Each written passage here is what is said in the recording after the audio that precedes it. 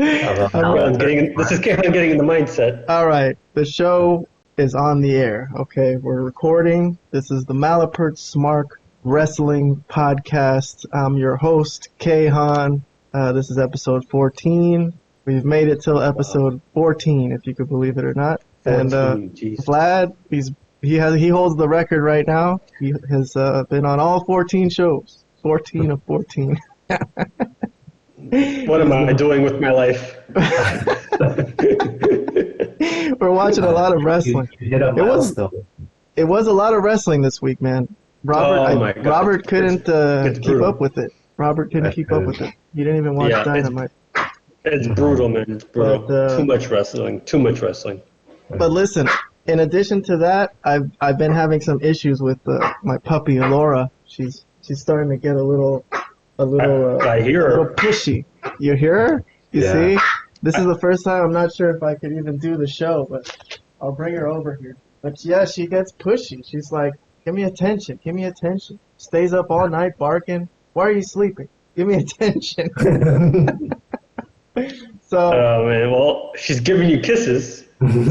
Well, she just wants attention, man. I wish I could hang out with her all the time, but I want to do things, but I'm going to try my best to control her for this episode. Yeah, well, I think she probably, when you're at work, she probably gets a little lonely.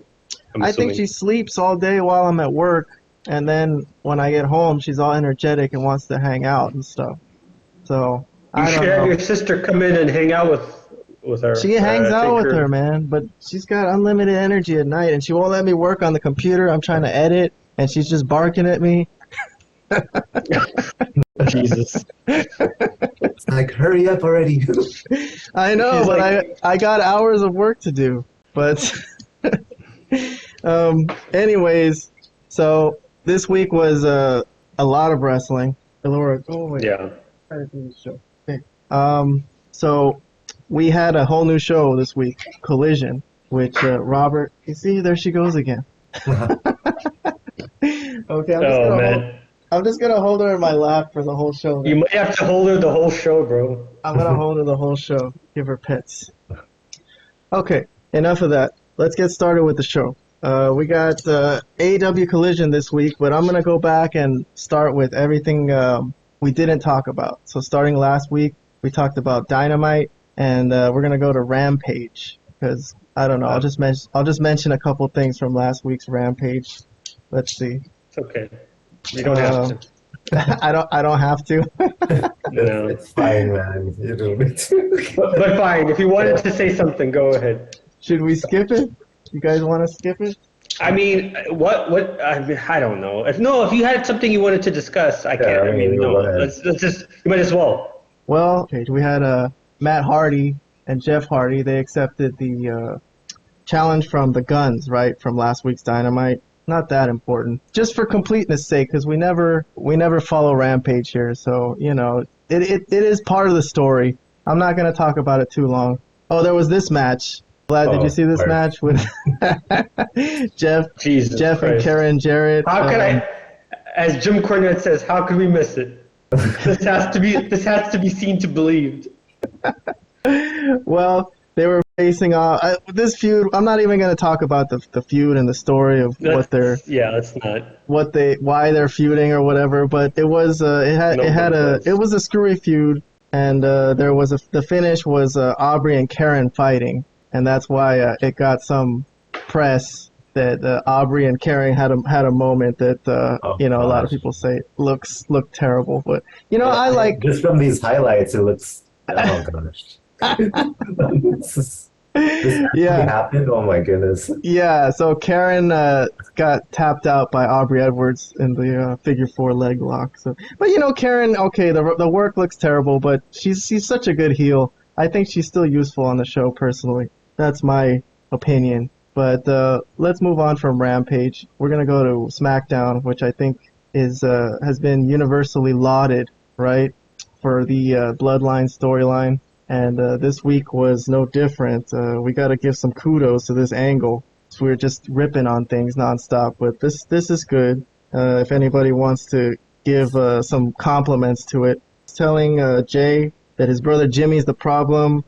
Jay's telling Roman that if Heyman is in, then I'm out. That's basically his ultimatum. And Jimmy, of course, trying to convince Jay that Roman is toxic or whatever. And Roman got one last stab in and told Jay that Jimmy never believed in him to be the right-hand man of the bloodline, and that kind of got to him, right? Made him a little sad.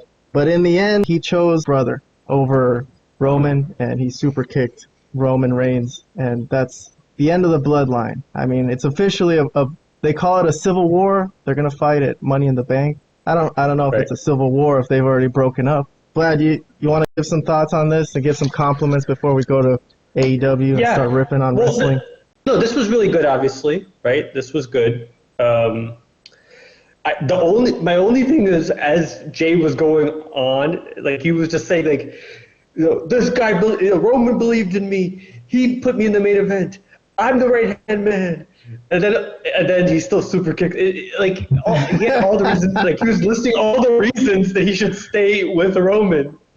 And I'm like, yeah, he's actually right. He should stay with Roman. As he was going through them, like, what were the Usos doing prior to this bloodline story? Nothing. Just like they might have, they were like the first match prior to this whole thing, or like whatever. I mean, maybe they were competing for the tag team title, but it didn't mean anything. This actually means something. So I kind of like was seeing the point that Roman was making, But at the end of the day, it makes more sense story-wise for him to be with his brother, so they could have like a feud. But it was still kind of funny when he was just listing all the different things of why he should stay with Roman. I just found that funny. But this is obviously really good. I did, I'll agree with you. I did find that it was a little strange that he super kicked Roman after he gave all the good reasons why he should have stayed with Roman still. But I guess it's his closest relative. I don't know. But it was still good drama. They swerved us. They made us think that he was going to go with Roman. Robert, you want to give some compliments to this? Did you watch this? Yeah, this was a good swerve. The bloodline story still continues to impress. Yes. Now with this civil war, if you want to call it, I feel like the end of the bloodline saga is pretty much coming to an end soon.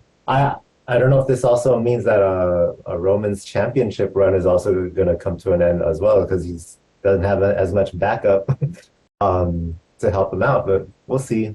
I liked it though. This was really good. All right. The bloodline angle continues to be one of the best things in wrestling. Cool. All right. Well, we touched on SmackDown. It's been covered to death. At this point, it's been a week ago because we haven't done a show for over a week.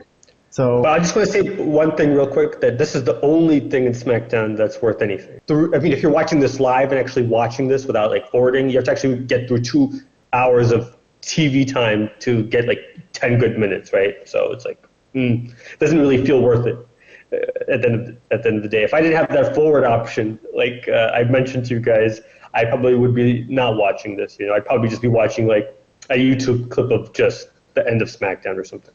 Yeah. I agree with that. That's why we're not really talking about much else. I mean, I would. It's just the show is going to be way too long, so we gotta. Yeah. I don't think anything's really that worth talking about. I mean, to be honest, nothing major. All right, so that was last Friday, the 16th. So Saturday, the 17th, was the debut of the new show Collision, and CM Punk returned. A big return that everyone's been waiting for. He has his belt, but it's in a red bag. He thinks he's still the champion. I guess that's the storyline here. He kind of apologized, sort of, but not really, for the whole situation that happened. Actually, he didn't at all. That was an apology. He really didn't apologize. So there's no apology. He's just going to come in like a badass, and he's got the name, he's got the clout. They're going to let him roll and continue on. They're just going to keep him separate, it seems. It looks, well, although, we'll cover it later, that Punk did show up on Robert hasn't seen Dynamite. I've been spoiled. Well, anyways, let's just get some initial thoughts on Collision. Robert, you watched it, right? Did you watch this episode? So, funny thing for me, I did see this segment, but I didn't see it live. For some reason, I thought the show was going to start at 7. So when I turned on TNT, like I think 20 minutes before 7, it was already the main event. I'm like, what the? So it actually started at 5. I didn't know that. So I didn't watch this segment until later. I only watched this segment and the main event. That's it. Everything else that happened in Collision, I missed out on. Okay. Well, yeah. Talk about the promo first, because we're gonna move. So, I thought it was really, really good. I was kind of the shoes being around his neck kind of like distracted me a little bit. Like, well, what I kept thinking in my head, like, what's the shoes there like around his neck? What's it there for? Is there a point to it? Because he didn't really like bring it up until the very, very end of the promo, but that was a question that kept being in my head. Like, there's a point to this, right? But he did mention it. He said some really good things. I feel like there was a lot more that he wanted to say, but maybe he was contractually obligated to not say too much. I don't know. I feel like he held back a bit. He said it was still good. It was very enjoyable, but I feel like that wasn't everything he really wanted to say. Still good. Sure, I agree with that. If CM Punk could say everything he wanted to say. Vlad, talk about this promo. Do you like where it's headed? I mean, I think so. I mean, this was a very strong promo. The crowd was obviously, it's a very hot crowd. It's in Chicago. He's from Chicago. I mean, this was a very smart opening way to have their first show in Chicago. This was a fiery promo. He did a pretty good job of getting everyone interested and excited. He did, he called out everyone that he couldn't basically call out without calling, their name out, and he's still saying that he wants to be the champion, or he feels like he is the rightful champion. So that's like a thing down the line, so making clear that him and MJF have some unfinished business, I guess. So overall, he did a great job, got me interested in the show, and I think it was a great way to start this whole Collision. Listen, Vlad, you're breaking up. I mean, I can hear bits and pieces. I just had, what? I cut. Yeah, you cut off. Can you hear me? For a bit, yeah. That sucks. Let's see if he's gonna log in. Wait, hold on. What's your thoughts on this promo? I don't think you mentioned your thoughts on it. Oh yeah, fine. We'll do me since we're waiting for Vlad. I think it's a little strange that he comes in saying he's champion still. He's alluding to the fact that he never lost the belt. But come on, you're an old dude that keeps getting hurt nonstop. Don't say you're the champion. Can you hear me? Yeah, we can hear you. All right. So sorry about that. That's all right. Don't worry about it. We're just the lowly podcast that not many people listen to yet, so it's totally cool. Fuck, what the fuck? My fucking batteries are running out too. Hold on one second. I forgot to plug it in. This show's a mess today. Oh, jeez. Well, at least, I don't want to spoil it, but at least your dog's calmed down. Vlad, while you were gone, I was telling Robert that I thought it was a little funky logistically that Punk still calls himself a champion. He just keeps getting hurt. He's an old guy that keeps getting crippled. Yeah, you didn't lose the belt. You didn't get pinned. You didn't submit. But, come on. You were gone for what, 8 months? You're still the champion? I don't know. That's a small quibble, though. Okay. Tell him when he's telling lies. I think he's telling lies already. Well, he's one of the biggest stars in that company, so he's going to be competing for the world title no matter what. It's him and MJF pretty much as the two legit guys in the whole company. So I think that's just going to happen no matter what. It's destined to happen at this point. Yeah. It's just a matter of when, Yeah, that's true. Well, anyways, let me just do a couple more bullet points on Collision, and then we'll discuss the whole thing as a whole. Luchasaurus won the TV, or Christian actually won the TNT title from Wardlow. Well, yes, but Luchasaurus is technically the champion. But let's not confuse Robert, who didn't see it. The dinosaur is the champ. Okay. Well, Christian did all the work, so really he deserves it because he's the one who bashed Wardlow in the head, when the referee wasn't looking. So I consider Christian the champion. But anyways, moving along, there was another solid match between Andrade and Buddy Matthews, which I texted Vlad. I thought it was funny that these were the husbands of the two biggest female stars in WWE, but they're like kind of scrubs themselves. They're not scrubs. I mean, they're good looking, strong dudes, I guess. But this match got a lot of praise that it was pretty good, solid. I guess so. I guess I thought it was solid work. That's kind of my summary of Collision. Yeah, solid work. Nothing to write home about, but nothing to kill the business, I guess. The main event was the 6-man with FTR and Punk against Bullet Club Gold and Joe. Kind of a cold feud. They just threw them in there, but it was a good match nonetheless. I thought it would have been cool if Punk just lost and got submitted by Joe right there. It would have kind of set the motions for a Joe Punk feud. Anyways. No, man.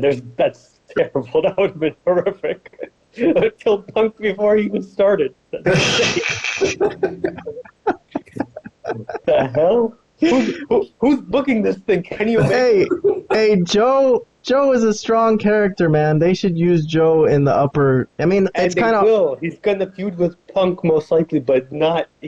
Punk shouldn't. If they wanted the heels to win, Punk would definitely not have been the guy to take the fall or the submission.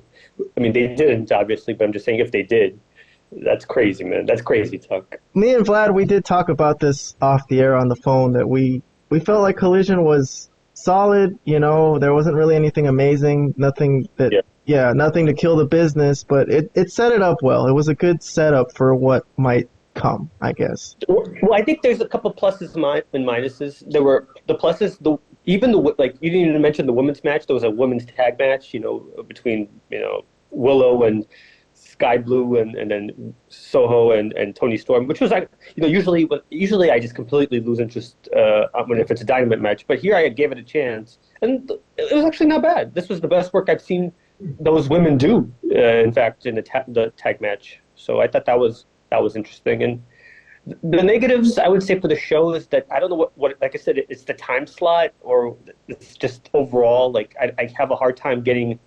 I had a hard time getting through it. I had to pause it a lot just because it was a Saturday and things were going on around me and things like that. So I couldn't really say that I was enthralled with the show like that. But the work was solid. Things were good. And I think if they keep going that way, it could be okay. But they also need to kind of work a little better with these feuds and get people invested, interested. It can't just be the matches are good and that's it, because if that's the case, then it's just going to be Ring of Honor, Yeah. Your battery is running low. Yeah, what the fuck? I just connected it. Hey, at least I kind of feel better that it's not all my fault this week. Somebody else is having some sort of difficulties. Usually I'm the one having some sort of Wi-Fi connectivity issues. But at least somebody else is having issues too. Robert never has any issues. He must have the best Wi-Fi in the world. He gets the UCLA Wi-Fi. They connect it right from his from their thing to his house. So he's good to go. UCLA Wi-Fi can go down sometimes. It's not perfect. Oh, well, that's true. You're at 9% battery. Well, it's plugged in. I don't know what's going on. Honestly. And Laura is sabotaging it somehow. Oh, that's gotta be it, man. It's the dog. She's like, hurry up, I want attention again. Enough of this wrestling. What is he talking? Or she probably didn't even know what you're talking. She's like, why is he talking to the screen and not paying attention to me? All right, guys. Let's finish the show strong today, because I'm so discombobulated. Discombobulated. Dusty roads, baby. I'm discombobulated. Anyways, Robert, thanks for coming on. Anyways, even though the show's a train. You're kicking Robert out. The show's a train wreck today. No, I'm not kicking him off. I'm just saying thanks for coming on. Anyways, I'm gonna move on to Monday Night Raw. Oh yeah. Monday Night Raw. That was on June 19th. Since we're done talking about Collision, AEW, we'll come back to AEW in a minute. But Seth Rollins here was, pleasuring himself to the crowd, singing his song, and then he got attacked by Finn Balor, which I'm really rooting for Finn Balor here. I really dislike Seth Rollins, and it's not really his character like Vlad. I don't mind the laugh. I think it's okay. I think he's gotten better with it. It's better than when he first started doing it, is what I'm trying to say. But the song, and I don't know why everyone is so into this song. Yeah, I can't understand that.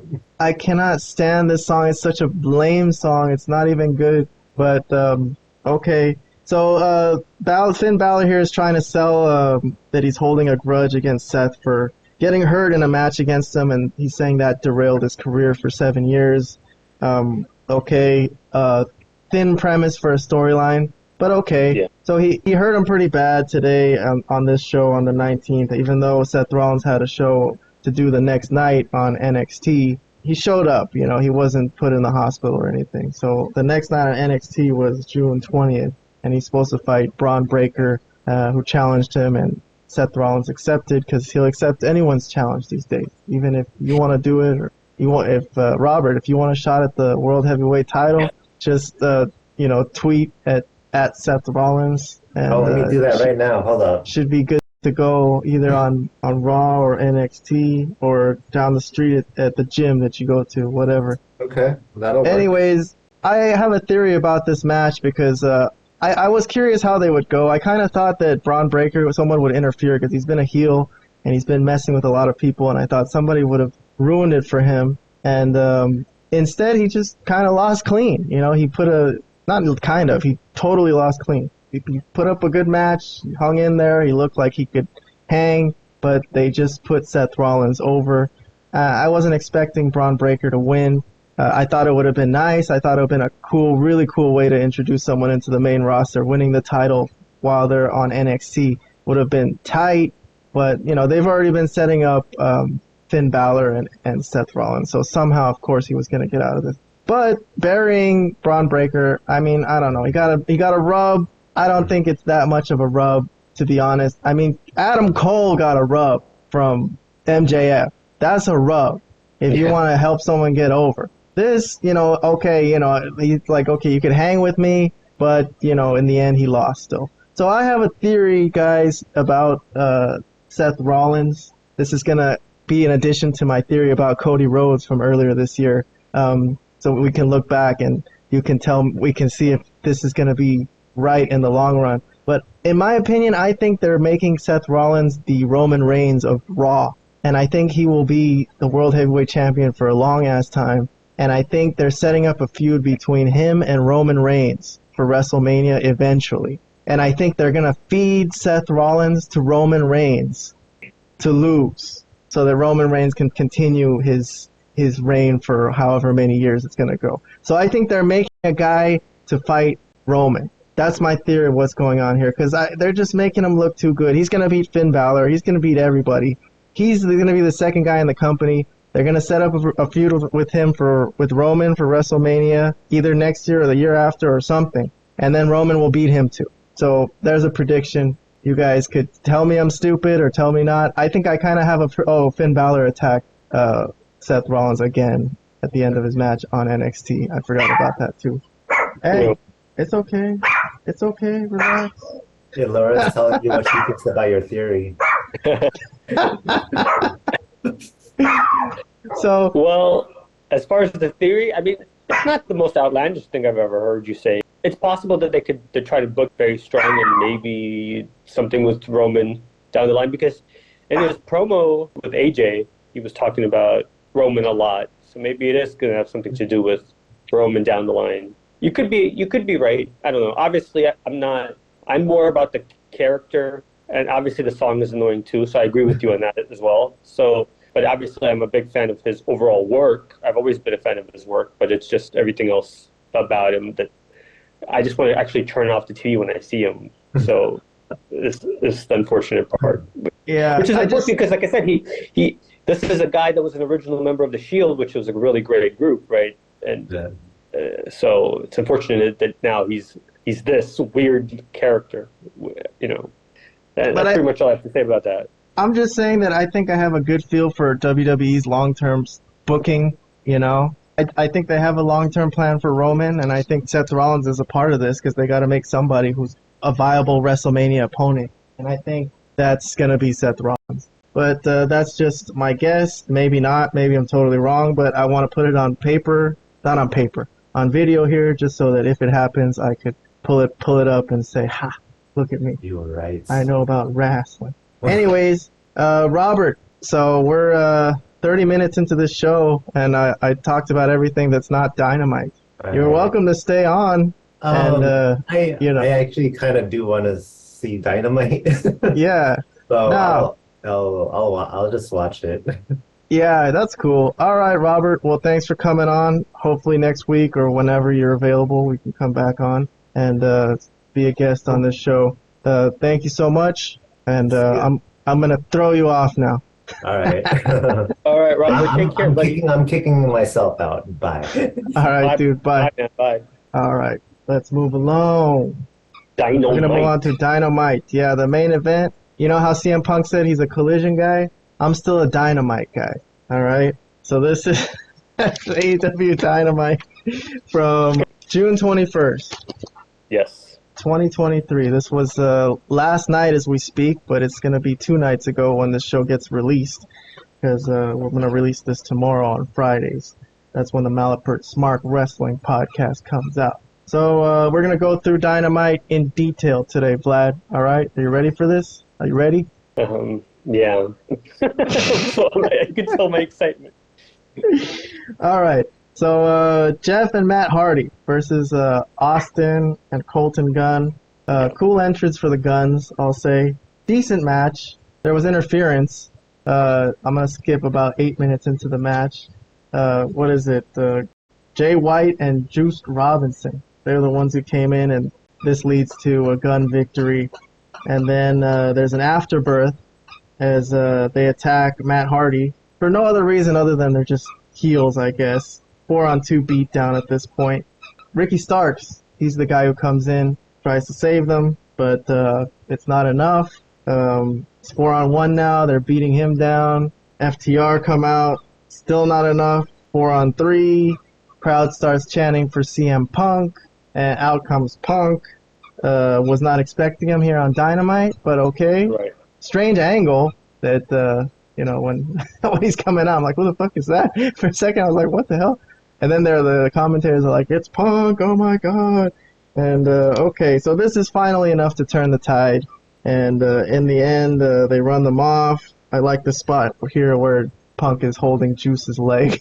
He's trying to get away. So they all escape. I also thought Austin Gunn was pretty funny here because he's like helping Juice get out of there. Like they're not really even close friends. So that was kind of cool. I guess I'll do a highlight on Juice Robinson's face here.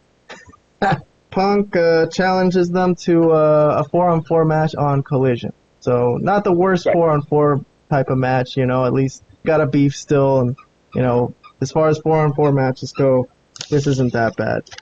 So Punk on Dynamite, right? Vlad, were you expecting that or what? No, I really wasn't expecting it. That was a surprise, and it was a pleasant surprise. And, the match was what it was. It wasn't anything to write home about, but the stuff at the post-match was quite interesting and kind of entertaining. As far as if you're going to have multi-man matches, this isn't the worst you could do. Kind of like last Collision wasn't the worst 6-man tag you could have, or a trios match or whatever they want to call it. So this was a pleasant surprise. Obviously, the crowd was begging for Punk, and I thought like, nah, man, he ain't gonna be here because this is not his show. he's gonna be on Collision only. But no, that was a nice surprise. I thought it was funny too when he was like, I'm not even supposed to be here. I'm a Collision guy, and Juice Robinson's like, I don't care which show.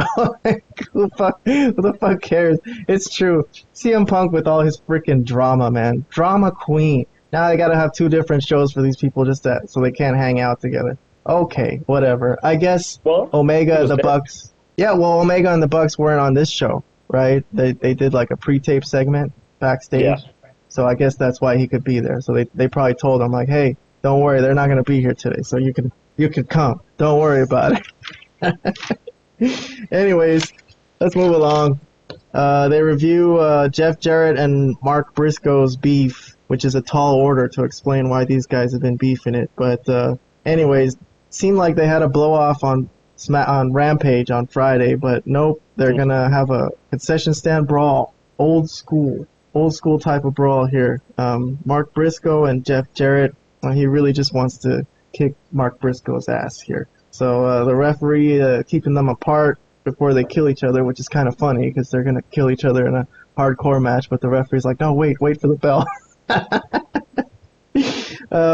I know you don't, you think Jeff Jarrett's, mostly been silly his whole career. Even this is extremely silly. Not his whole career.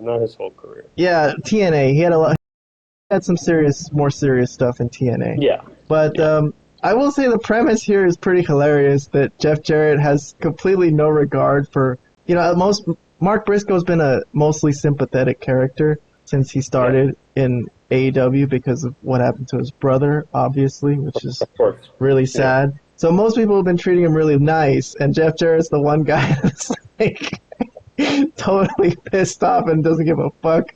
So they have a hardcore fight here. Let's go through some of it real quick. We got a trash can shot here. It got pretty hardcore. Here's another one. We got mustard coming into play here. I don't know if I've seen that before in wrestling. Let's see, the paper plates.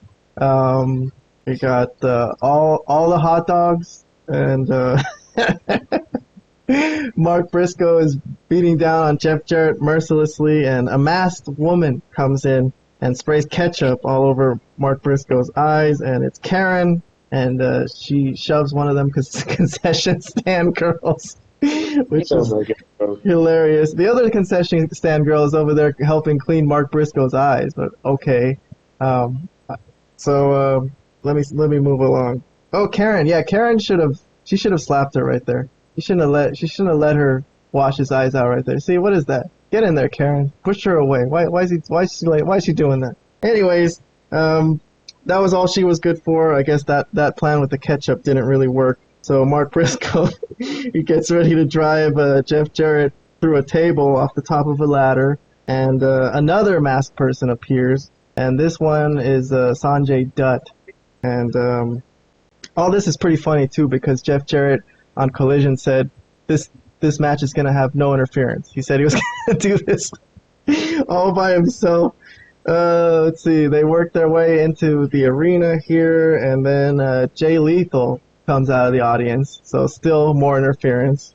Wild match. I like this type of stuff personally.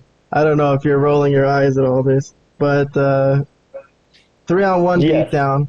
So they got him dead to rights, and then they want to drive him through one of these tables, but turns out Papa Briscoe is there, and he chokeslams Jay Lethal through the table, and he comes in and cleans house to everyone, and he goes to help Mark Briscoe get up, and then Karen comes from behind and cracks him in the nether regions, as you would say. The ring gets cleared.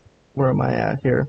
Mark Briscoe's gonna take down Jeff Jarrett, and then Satnam Singh shows up. So still, yet again, more interference. Some match to go through. Let's see. Satnam chokeslams Mark Briscoe. He's pretty huge. That looked good. Then, basically the whole roster comes out and ensures that this is a fair fight for Mark Briscoe. So again, with the theme that, he's been a sympathetic character, babyface, obviously, and the whole roster comes out, helps him out. Let's see, Penta was there. He was one of the guys. Super kick on Jeff Jarrett, and then the schoolboy roll up, and that's that. And everybody celebrates with Mark Briscoe. So a fun match to me. What do you think, Vlad? Is this a mess or is this okay? This is a mess. This is one of the most silliest things I've seen in AEW. That's saying a lot. It was ridiculous. Everything about it was absurd. The break spot when they go to commercials, when a guy goes through the table from a ladder, that's the break spot on this match. It was just too convoluted, too ridiculous, too silly. That the old man, Papa Briscoe, choke slamming someone through a table. I mean, we're in fantasy land. We're in silliness of epic proportions. This is like Orange Cassidy like silliness. This is really bad stuff. This is across the board really dumb and really bad. And this is not the type of wrestling that you can actually.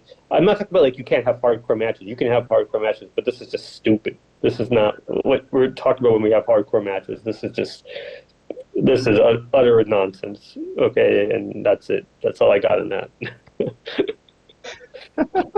Well, in addition, the feud was horrible. So I guess I would say because of that. That's not even. Yeah, that goes without saying that this whole thing was a disaster from the word go. But I'm just saying, like, this match, this was just a silly mess. Yeah, but I don't mind silly messes as long as the feud makes sense. And this feud made little sense and was not very strong. So we're gonna move along. But I did cover it there. You like how I did that, or what? No, I didn't. I was waiting for you to. You covered it in too much detail. This didn't deserve that much coverage. All right. Let's see. BCC backstage interview. Moxley says some stuff. Honestly, I didn't really understand what he said. Oh my God, we were on the same page then, because I was like, "What is this guy blubbering about?" Yeah, later on I got it. Raving about. Later on, I finally figured out what he was saying. Because well, I got the gist that they challenging the Elite to a 5-on-5 match at Forbidden Door. That much I got. But then I got confused because I was like, wait, aren't Omega and Danielson have their own matches? Like, how are they going to... I didn't get, like, who the 5 are, but I'm like, okay, I'll just watch and hopefully something will make sense. I think later they did kind of make some sense. But yeah, this was I didn't care about their promo at all. Like, when I see Moxley and all those guys, I kind of just space out a bit. It's not interesting to me. Yeah, well, Danielson got a chance to speak after Moxley. They got two superstar guys here. They got to give them equal time. But being sarcastic, by the way. Yes. He wants to know if Okada's going to come out and challenge, accept his challenge to show up. That's right. And that's teased for later on in the show. So we're going to put that on hold. That was actually relevant to the end of the show, so that's true. That should have been mentioned. Good point. All right, let me move along. I got Jericho and Sami. Strange match, strange booking here, because it looked like these two were going to be done being friends last week, but I guess Sami has trouble standing up for himself, is what the deal is here, right? And I honestly don't know what that. I don't know what the deal. I mean, I'm assuming Sami is going to turn on Jericho and in their match. I guess it's also Forbidden Door, right? They're having some sort of match with. Well, I mean, we'll talk about that. That will be discussed. But yes, I'm assuming that's my guess. If you're asking, just my general, Minoru Suzuki is their tag team partner. It's a 6-man. So. I mean, I just want to say how terrible it looks. You got this old Japanese guy, and you got this old-looking Chris Jericho, and Sami's obviously okay looking, but he's young. But you got these two old guys, and they're having this match, and I'm like, man, this looks just terrible on the screen. If I was like just a general fan and I saw this, and I would think this is like the retirement community wrestling or something. Like these two old guys just in the ring, not in good shape, in their 50s, without their shirts on, and they look like crap. I'm like, oh, Jesus, I would turn this shit off if I was just like a fan that was trying to see what the heck this AEW thing is. I would be like, oh my God, this is awful. Well, they're fighting 3 guys here who didn't look so bad. Action Andrade, Darius Martin, and but unfortunately, I do watch this show, and I know these 3 guys, and all 3 are utterly useless. So this was terrible. I forwarded through this whole thing. I have to be honest. I'm skipping this too. I got it in my notes here that I'm skipping this match. The premise basically is they're kind of paying attention to Sami and Jericho, if they can work together as a team, or if there's dissension, like kind of it appeared to be last week. The answer was a little bit of yes and a little bit of no. They kind of work together sometimes, other times not as much. But they do get the win here as Chris Jericho taps out Darius Martin. Let me see. Renee is in the ring. She's going to interview them after the match. What does she ask? She asked Jericho how he felt about the whole Sting confrontation last week. Oh, we highlighted that on our YouTube page. So yes, Sting and Jericho. He said it wasn't really a big deal for him like it was for everyone else. He said that Sting is selfish, that Sting does everything for money. Called him a whore. Yes. that was the only thing I wrote from this whole nonsense that he was talking about, that I laughed at that. But, yeah.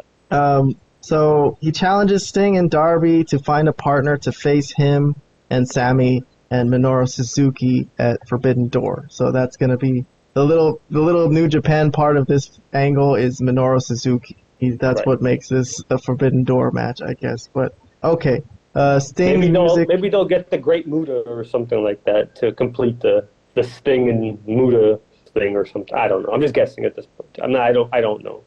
Let me see. Sting's music hits. Sting and Darby come out. Sting said it was a great moment last week, and he wants more time with Jericho. So he accepts the challenge, calls it a lame challenge. He says, we accept your lame challenge, and that they'll announce their partner on Collision. Lots of wrestling this weekend. It's going to be Rampage on Friday, Collision on Saturday, and Forbidden Door on Sunday.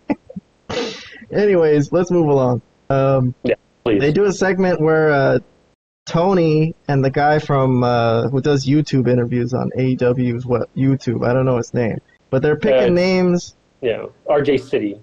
Okay, whatever. Yeah. They're picking names out of what is that thing called?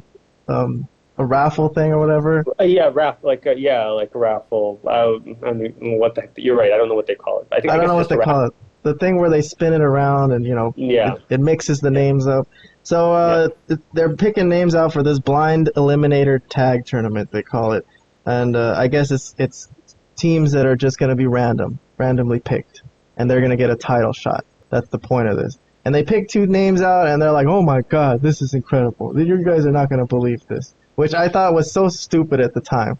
But this is going to come back later in the show. And we'll hold on to this. Let's put a pause on this one, and we'll come back to it. You know where it comes back, but for right now, I wasn't really caring about it, but it did come back in a significant way later on.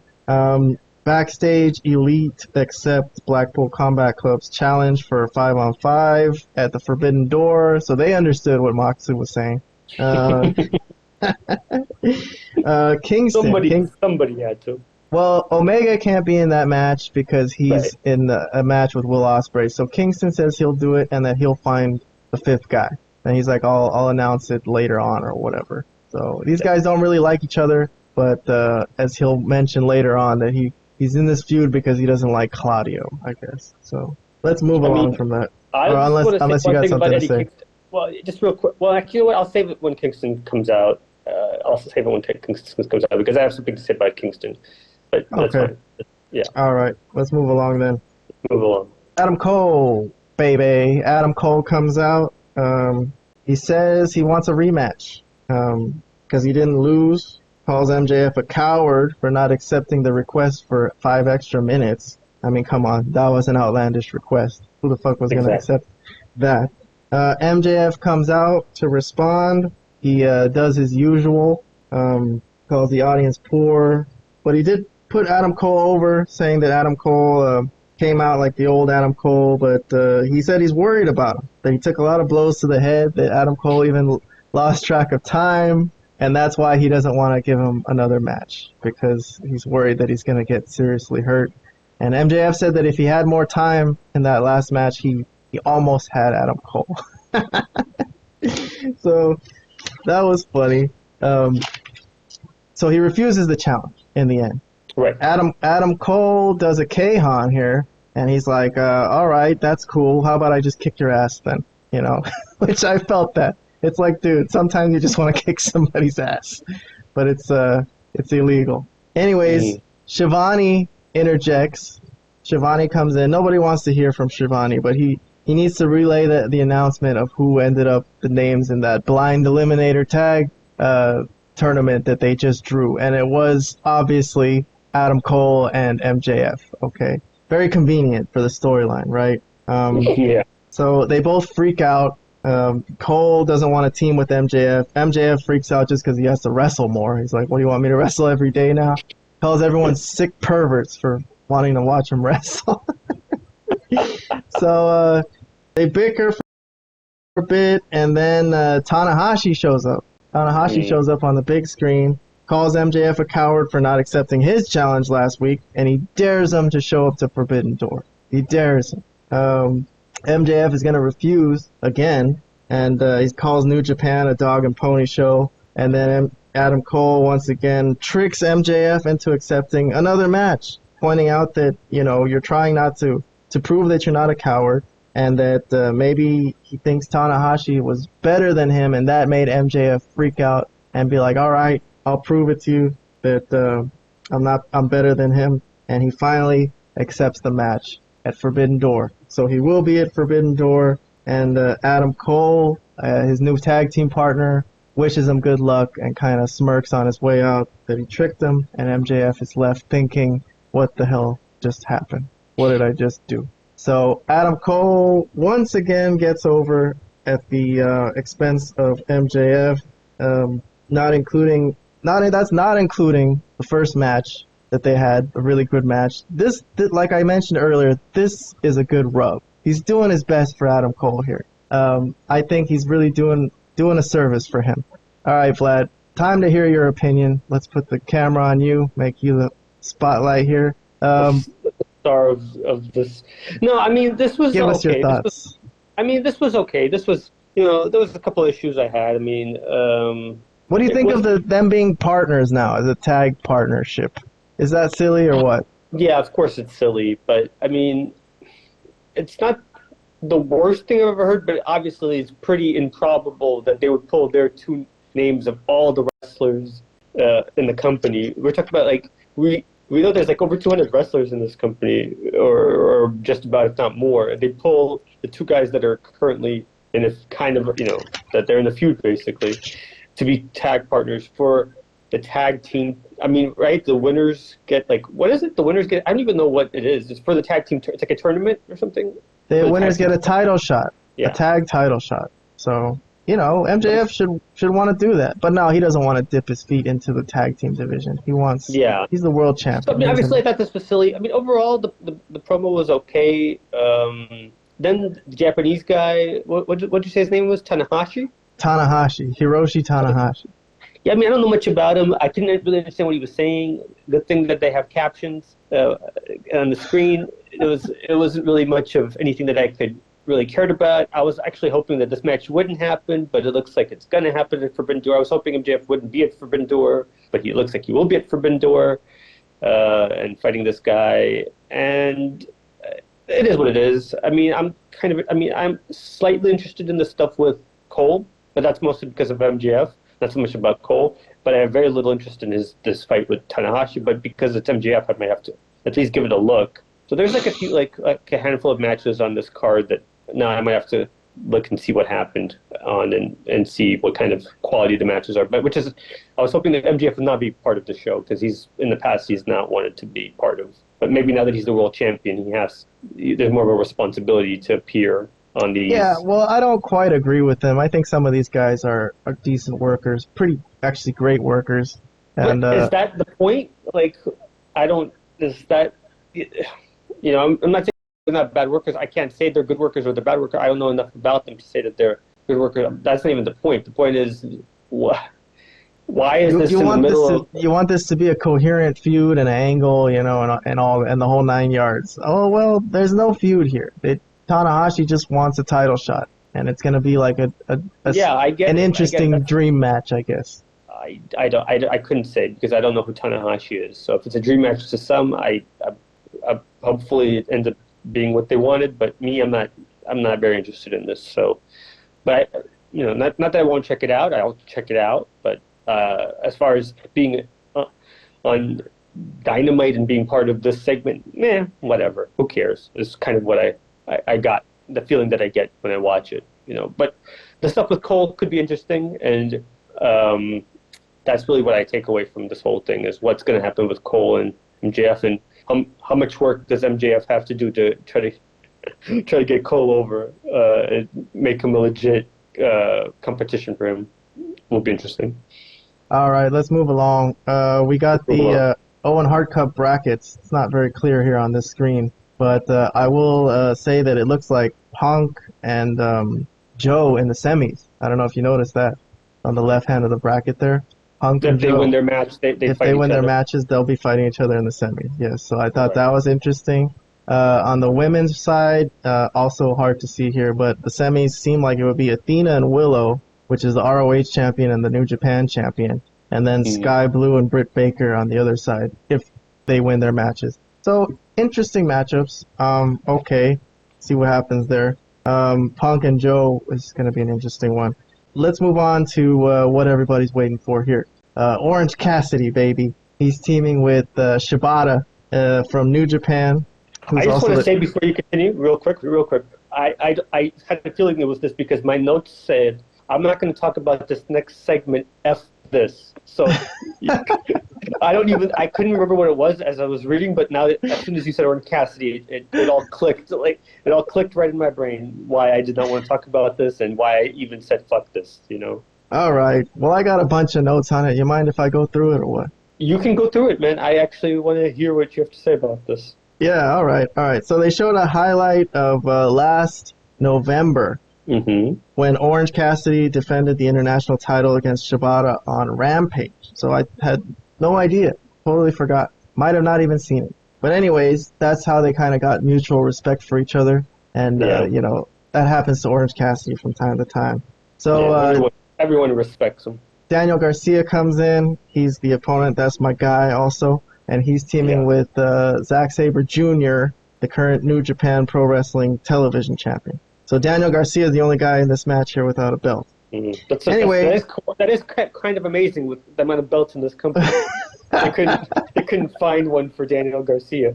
Just give him a belt, for God's sakes. Anything. Call it whatever. Well, Shibata has his belt, the pure title. Anyways, Shibata and Zack Sabre Jr. start out in the ring. Some classic grappling. This incurs a holy shit chant from the crowd, from the New Japan marks in the audience. So things got a little testy here, and it looks like Orange Cassidy had to come in and defend his friend. See? He does care about some things, He's a good friend. He's a really good friend, Orange Cassidy. I see. He'll get fired up for some things. So Orange Cassidy here with an Undertaker / Lance Archer rope walk. Let me move along. These are just some highlights I highlighted from the match. We got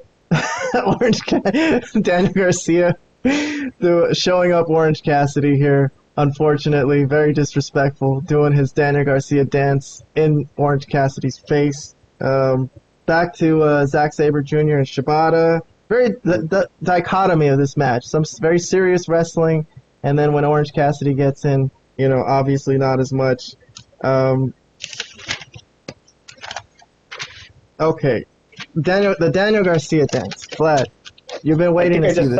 You've been waiting to see this, right? Orange Cassidy's not the only guy who can show people up. You see, Daniel Garcia can also make people feel uncomfortable. But this is the famous Daniel Garcia dance that I've been talking about. Very good dancer. Good dancer. Anyways, moving along. Looks like he's having a seizure. What the hell are you talking about? He's having a fit. That doesn't look like good dancing to you. He's moving his hips, He's got good. It looks like he's having a stroke. Help him. Call 911. All right. So Orange Cassidy's hands goes in his pockets here, and let's analyze the work with his hands in his pockets. Okay, up kick, and then drop kick. Fine, nice. Let's see. Zack Sabre Jr. gets tagged in the face here. We must really need the views to get to that we're talking 10 minutes about this insanely stupid match. Well, Sabre Jr. and Orange Cassidy, look at this. Obvious size advantage for Zack Sabre Jr. He's ready for his mind games. Okay, but we are Malapert Smarks here. I got to talk about some awkward wrestling. So I don't know what's going on here. They don't really know what the fuck they're doing either. It's like, I don't know, they were not on the same page. They don't work together or something. It was like they really didn't know what they were doing. So that's some slight criticism. Here's a tag. So look at this. They're really going to abuse the 5-second count here. I'll count. Here, tag. 1, 2, 3, 4, 5, 6, 7, 8, 9, 10, is Rick 11, Knox the referee? 12, 13, 14, 15, 16. What about Shibata? Come on, help him. Okay, so that buried Shibata. That buried the ref. The ref that they, put over last Knox? week. No, Is it it's Rick Knox? Remsburg. It's Remsburg. Yeah. So they put him over last week, took the Dynamite ring from MJF, but this week he can't control a tag match. So there's a little more criticism. After a few minutes, so he finesses Slumdog Millionaire on Zack Sabre Jr., and he gets the hot tag to Shibata.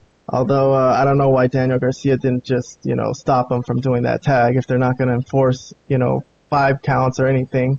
Here's some fake forearms, I thought. I don't know. Kind of bad. The women do better forearms than that. I don't know whose fault it is there. Sabre Jr. should be selling better, right? Think? I would guess, but I mean, you would think if this guy's a legit Japanese wrestler, he should be able to throw something better. I think he's throwing the forearms well. It's Sabre Jr. is not moving his head. He's just like kind of just taking it. So okay.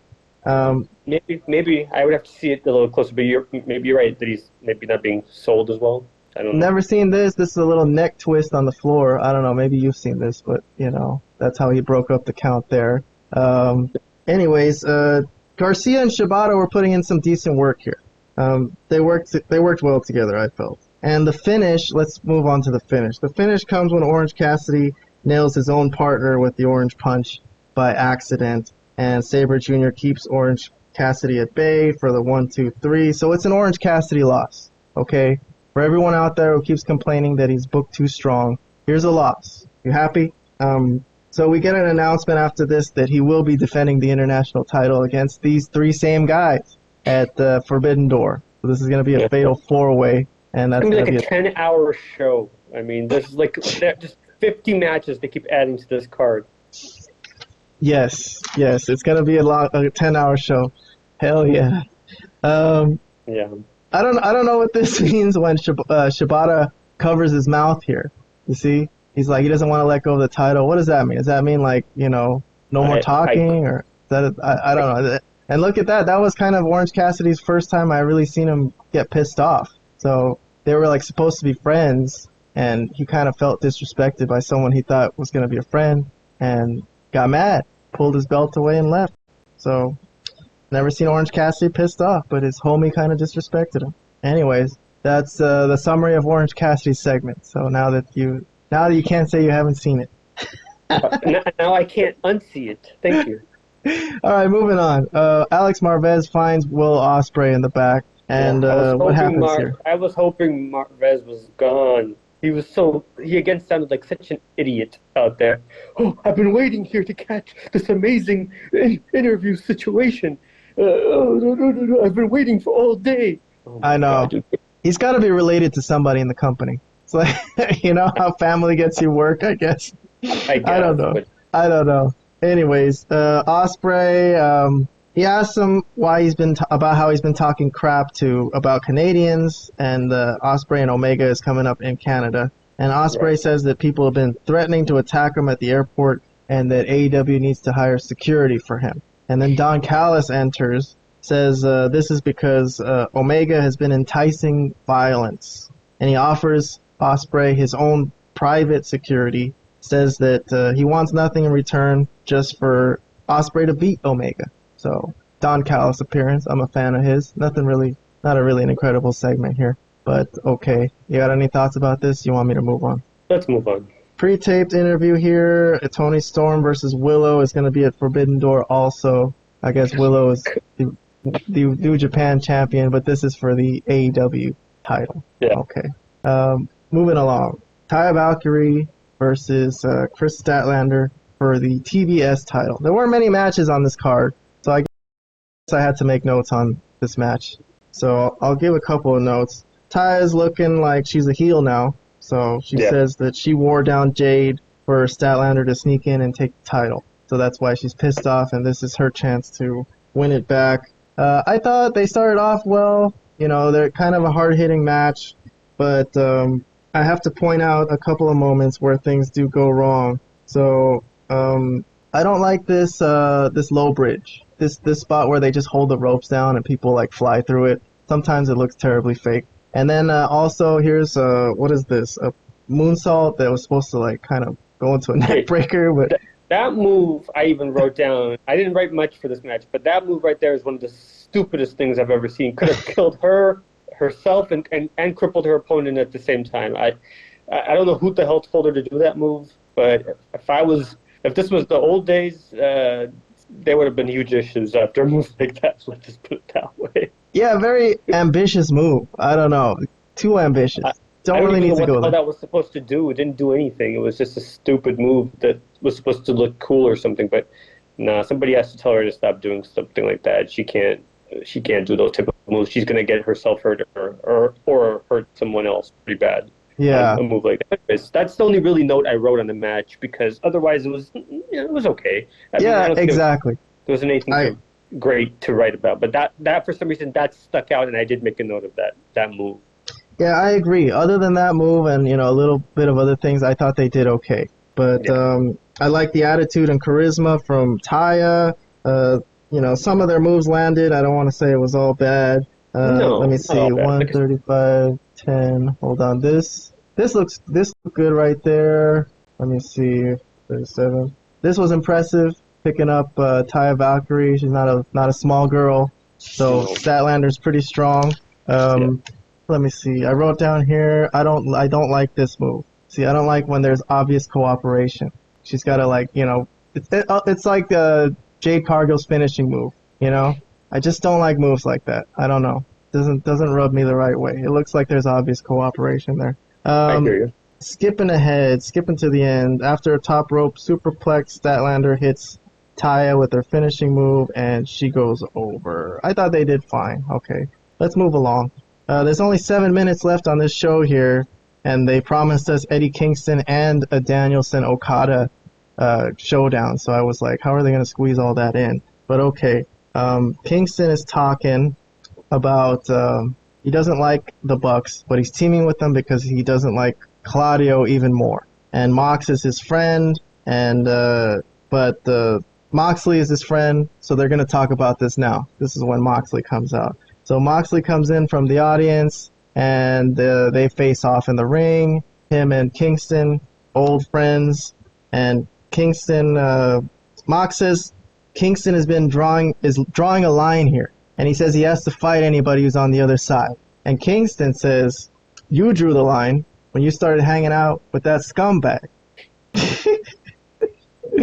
You drew the line. You drew the line when you started hanging out with that scumbag. What did Claudio do to him? Why does he not like him so much? Okay, a couple of things here. First of all, Eddie Kingston is so ridiculously out of shape that it's laughable at this point. I mean, he was in worse shape than he's ever been in his career. So he wobbles out. I think he made a joke that he's been eating ice cream or something. I thought he was wrestling a Ring of Honor. I didn't understand. I didn't know where he's been, but I thought he said he's been hurt and he's been eating ice cream or something. And I'm like, well, yeah, I could believe that because you look like shit. You look like literal shit. There's a reason this guy has never made it anywhere. But now I can see why now. But God, his promo was so good. And him, talking to Moxley listens to him and he's like, every time with this. And Kingston goes, every time what? Say it. Dude, he's such a good talker. But you're right. He looks awful. I will say yes, but I don't understand, yeah, and then Moxley didn't say much after that. He really didn't say anything. But I don't really understand the point of, why he hates Claudio. I mean, I guess last week Robert said something about, some feud that they had in some independent company that I don't even know anything about, because in AEW, they were actually teaming together prior to Kingston going away or wherever he went, prior to Kingston's problems backstage or going to Ring of Honor or wherever you could find Eddie Kingston nowadays.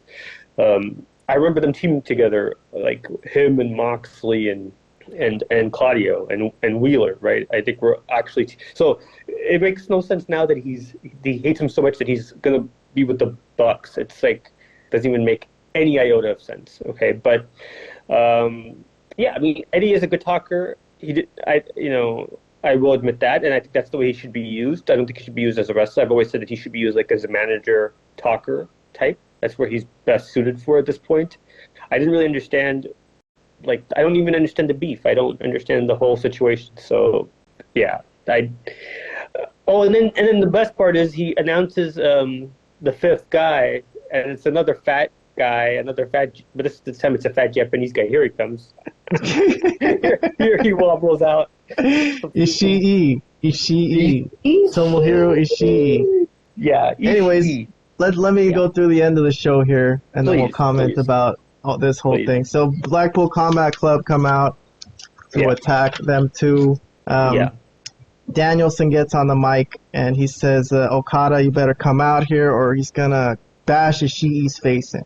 Which I'm like, are they even friends? Would Okada even care? I guess. But the Rainmaker's music hits, and this is what Robert's been waiting for. And Okada comes out in a t-shirt. I can already see Cornette saying like, "Oh God, t-shirt doesn't look like a star, right? Why are you wearing a t-shirt? You gotta have some kind of outfit or something." I don't know. So his music hits. They face off. This is a dream come true. Everyone in the crowd is, finishing in their pants, and Wheeler Yuta comes out to double team, and let's see if I can get this on. There it goes. This looked terrible. I don't know if he was like trying to be careful with Okada because it's such a big star or something, but he looked like he was like kind of touching him with a feather. Anyways, Okada ends up escaping, and he attempts the Rainmaker on Danielson, but Danielson gets away, and then he ends up doing it to Wheeler Yuta to end the show. So that's that. I know you're not an Okada guy, you're not a New Japan guy. This is kind of a dead spot in the year for you, sort of thing. But for what it was, what do you think? It's a thrown together feud. They just want to fight. They have no title on the line or anything. They're gonna be good wrestlers, good workers, and I don't know. Got any thoughts on the ending here? Not particularly. I mean, like I said, the first half of the thing was whatever with Kingston, and then when they were beating him up, I mean, obviously it also didn't make sense story-wise why the Elite weren't there to back up and fight the Blackpool Combat Club. It didn't really make sense outside of the fact that, we know why, because they didn't want to be around Punk, I guess. I don't know, which is insane. I mean, talking about just being complete losers and pathetic.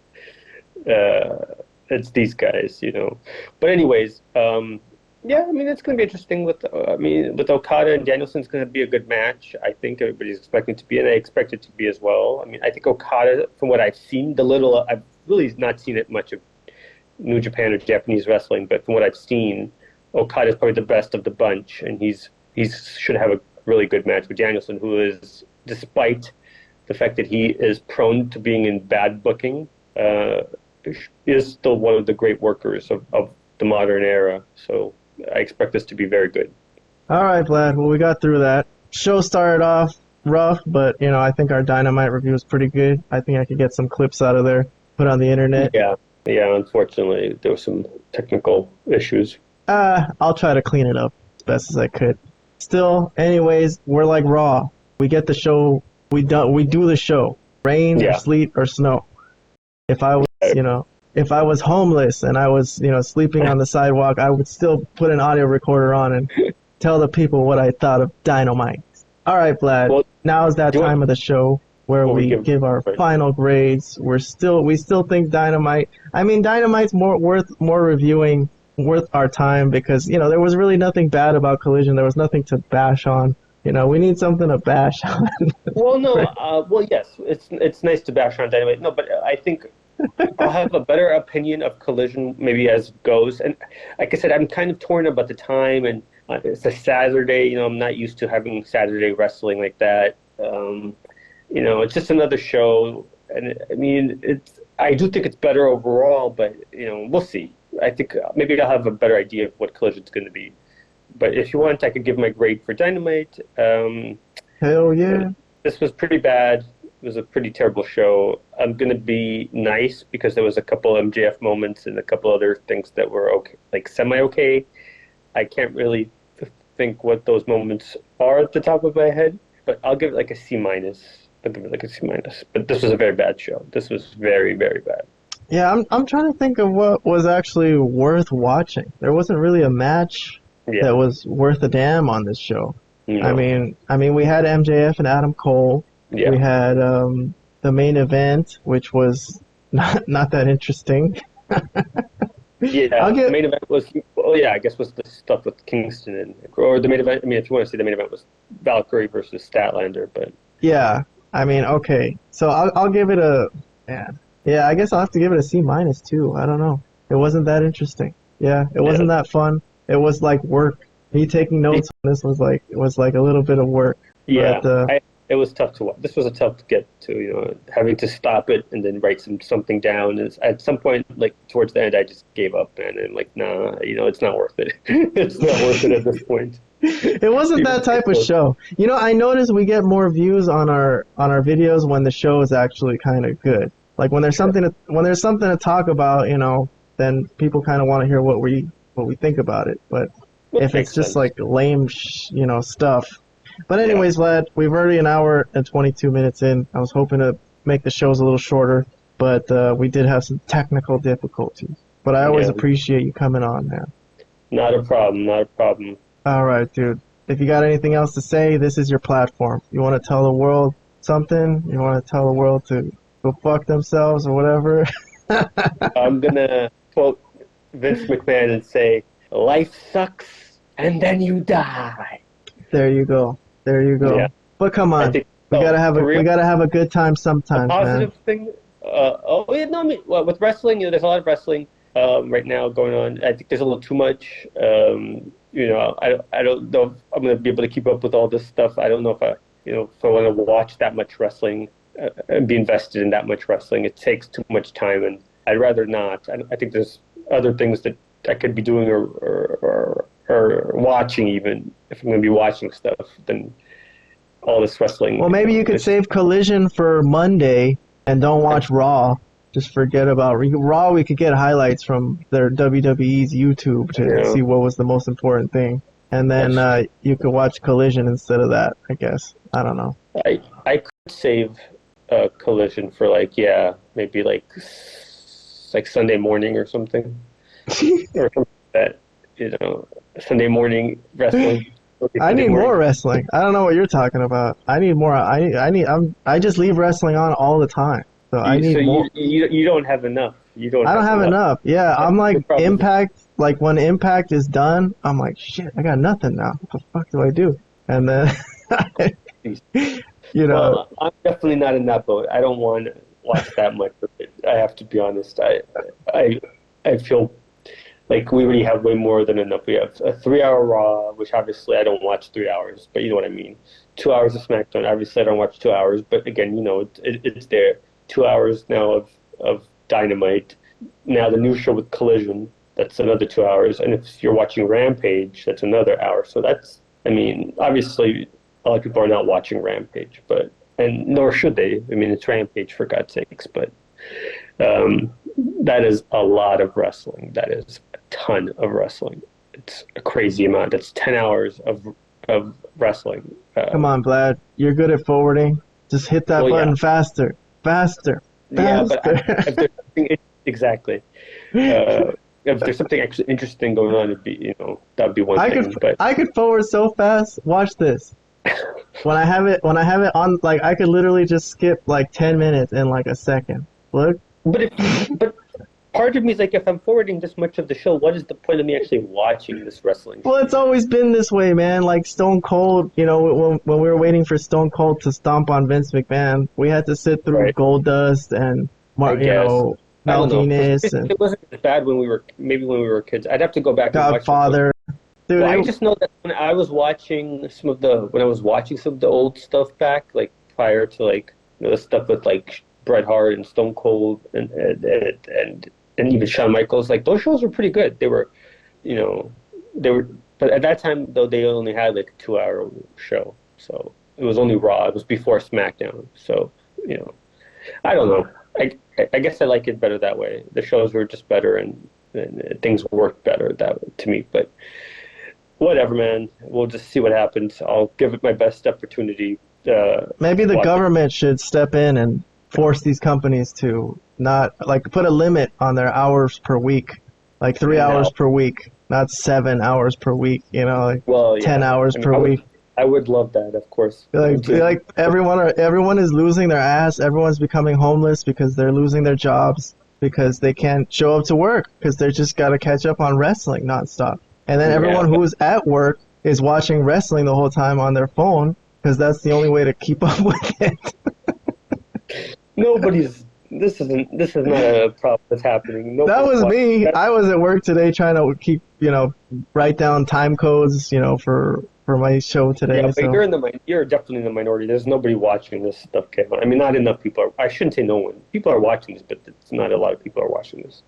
All right, Vlad. Well, listen, let's go to bed. We'll talk more tomorrow. I'll put the show out. I'll try to edit out the horribleness from earlier in the show, but thank you so much. Let me know what you're doing tomorrow if you want to kick it or something. All right, dude. Let's talk tomorrow. All right, dude. Later. Peace. Bye.